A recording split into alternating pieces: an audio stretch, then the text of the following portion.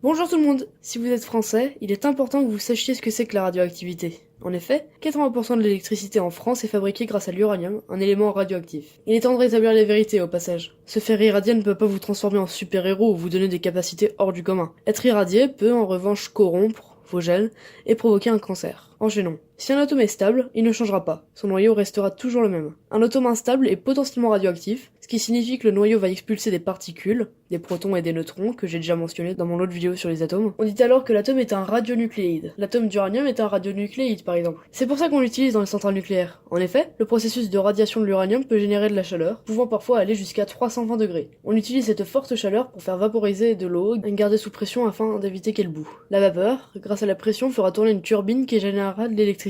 Puis, la vapeur d'eau est refroidie pour redevenir de l'eau à l'état liquide et se refaire vaporiser par la chaleur, etc. L'uranium, après avoir fini son processus de radiation, devient un déchet inutile mais qui peut dégrader l'environnement. C'est pour ça qu'on le met dans des cuves en acier très résistantes que l'on enfouit dans le sol.